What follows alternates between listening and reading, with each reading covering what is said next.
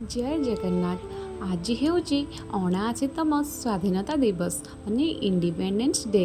ଆଜି ଆମ ଦେଶ ଭାରତ ଇଂରେଜମାନଙ୍କ କବଳରୁ ସ୍ୱାଧୀନତା ଲାଭ କରିଥିଲା। 1947 ମସିହା ଅଗଷ୍ଟ 15 ତାରିଖରେ ଆମ ଦେଶ ସ୍ୱାଧୀନତା ଲାଭ କରିଥିଲା ଏବଂ ଆଜି ଆସିଯାଇଛି ସେହି ଦିନ ଅଗଷ୍ଟ 15 ତାରିଖ।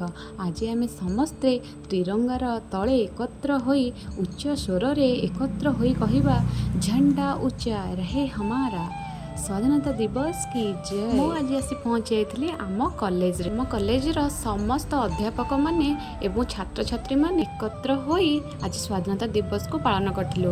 ଆମ କଲେଜର ବରିଷ୍ଠ ଅଧ୍ୟାପକ ଆମ ପ୍ରିନ୍ସିପାଲ ସାର୍ ପତାକା ଉତ୍ତୋଳନ କରିଥିଲେ ଓ ତାହାପରେ ଆମେ ସମସ୍ତେ ଏକ ସ୍ୱରରେ ଜାତୀୟ ସଙ୍ଗୀତକୁ ଗାନ କରିଥିଲୁ। ଏହାପରେ କଲେଜର ସମସ୍ତ ଅଧ୍ୟାପକ ଅଧ୍ୟାପିକା ବୃନ୍ଦ ଏବଂ ଛାତ୍ରଛାତ୍ରୀମାନେ ସ୍ଲୋଗାନ ଏବଂ ଭାଷଣ ଦେଇଥିଲେ।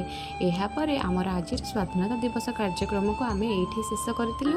ଏହାପରେ ଆପଣମାନେ ଜାଣିଥିବେ ଆମର ନିୟମ ଅନୁସାରେ ଆମକୁ ମିଳିଯାଇଥିଲା ସେଉ ବୁନ୍ଦି। ଯେହେତୁ ବହୁତ ସମୟ ଧରି ଆମମାନେ କେହି କିଛି ଖାଇନଥିଲୁ, ତାପରେ ଆମେ ସମସ୍ତ ଷ୍ଟାଫ୍ ମିଶିକରି ସେଉ ବୁନ୍ଦି ଖାଇ କଲେଜରୁ ପ୍ରସ୍ଥାନ କରିଥିଲୁ। ଶେଷରେ ଆମେ ମ୍ୟାଡ଼ାମ୍ ଏବଂ ମୁଁ ଦୁଇ ଜଣ ମିଶିକରି ମୋ ରୁମ୍ କିଟି ପାର୍ଟି କରିଥିଲୁ, ସେଇଟା ପୁଣି ଇପିର।